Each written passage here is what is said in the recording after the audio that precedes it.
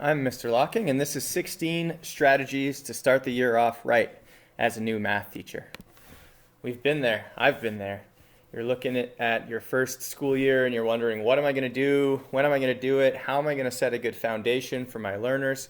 Well, I have some tips for you. So this resource is going to include everything you need to get started teaching grade 3 math. You're going to find schedules, math routines, math stations, and math talks. And from there, our hope is that you have the foundation, the routines, and the confidence to take the resource itself and run with it.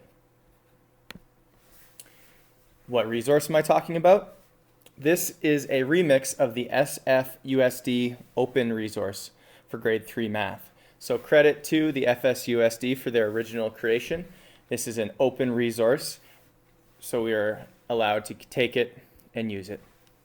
There are links all throughout the slides, which are linked in the comment section of this video. First, we have schedules. The intention here is to provide a clear structure and a strong foundation to answer the question of when are we going to do what we're going to do. We have 3 resources here. First, a detailed long-range plan, then a simplified long-range plan, and then your daily components. Your detailed long-range plan can be found by following this link. The intention is to give you structure, a roadmap, and general windows of when to teach your content. As you can see, these are not specific days. We don't have a specific lesson for Tuesday, August 20th, for example, but we have a 5-day window where you can do your introduction, and then a 14-day window for you to do your first unit on mastering basic numbers and calculations. Now, if this detailed long-range plan is too detailed for you, you may instead like to use the simplified long-range plan, where we have a column of months, the content that you'll be teaching in those months, and then the unit numbers. You'll notice that we have December, March, and June as cushion months. These are months where there are often many breaks in instruction, whether it's winter break, March break, or the end of the year. And we like to give you a cushion as to when you can finish that unit.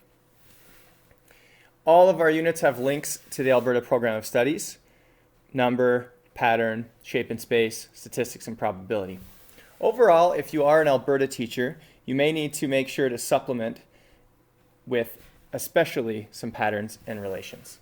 And if you click these links, you'll get more details in the slides.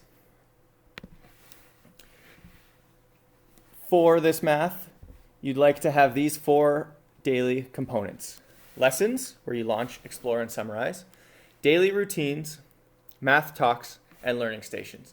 And these 3 pieces here, your daily routines, math talks, and learning stations, are what this resource are going to dive into. Again, there's a link to the original, and the intention here is to give you flexibility for your planning. You know what you need to do and about what time, and you can figure out what works best for your context. First, we're going to look at 5 math routines: the monthly calendar, daily schedule, number of days in school, skip counting, and then an exit question.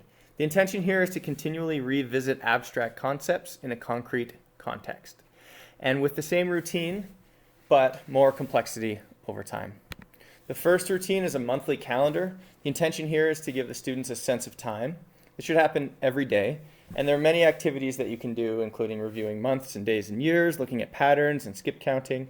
All you need for this is a pocket chart with cards for numbers, colors, shapes, and objects to create removable patterns on the numbers. You can also use a whiteboard calendar, like this one, that you can erase every month. Daily schedule, the intention again is to provide a sense of time for students. So on your board, you write the time and the schedule that you'll be following. You can discuss the time, you can read the time, and you can talk about 5-minute increments and how effective that can be. You can also discuss how much time until recess, for example. I'm sure you'll hear that question. Another strategy is to count the number of days in school. The intention here is to count and regroup. So you have bags are pockets labeled ones, tens, and hundreds, and every day you'll add another one until you regroup up to 10. You can do this with base 10 blocks like this. You can also do this with coins, money, any way that you think works best for your kids. The next strategy is skip counting. The intention here is to count in groups to develop a number sense and to lead to multiplication. You can use a horizontal or a vertical skip counting line, and this should happen daily. There are many activities that you can do with your skip counting line, including whisper counting, counting around the room, games, and others. There are more detailed instructions in the slides. Exit question for your operations is a great strategy for mental math, confidence, and success. This happens daily. At the exit of the room, you would give a verbal operations question, and you can follow a theme of the week and give a numbers focus first. And you can ask, would you like an easy, medium, or hard question, and then differentiate accordingly. Next, we have 5 math stations. The intention here is to engage and re-engage with content, to continually engage with the ideas that we're discussing. It encourages cooperative learning as well as independent learning independent of the teacher, and exploration. So the first math station is number clash, the objective here being to compare the number of objects in one group to that in another. And so similar to war, you shuffle the cards, take a card, the one with the greatest number wins that round and takes all the cards. Now what's really interesting about this math station is that there's many variations you can do on this simple game. Another game is called Close to 20. This is a dice game where the objective is to add numbers within 20. So this is a cooperative game where one player rolls the dice 4 times. After each roll, that player adds the previous sum.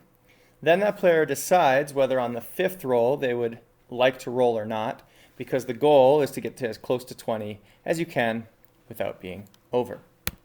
Value of words is another great station for you to start. The objective being to add 1 and 2-digit numbers. And so you can give a variety of challenges, such as look for a word that equals exactly $1 or exactly 100. And all the materials are on the slides. Manipulative exploration. The object is to familiarize students with another math manipulative. You can allow students to explore materials and remind them of their rules. You're going to need some pattern blocks, some base 10 blocks, linking cubes, rainbow tiles, or geoboards. Message to my teacher is a great math communication task. Students can write you a message about who they are and what kind of math learner they are and what their goals are for this coming year. A blank master copy is linked in the slides. Finally, we have math talks. This is a routine for building math thinking as well as academic discourse. This is student-centered and teacher-led. It's a great way to start your lessons. For example, we can look at this dot and talk. What do you notice? What do you see? Or this one, or this one. So, that's 8.5 minutes and 16 resources for you to use to start your year. But then where do you go from here? Well, you should access the SFUSD Math Core Curriculum portal, and you will find many links to lessons, resources, videos, and other things that will make your first year a success. Be confident.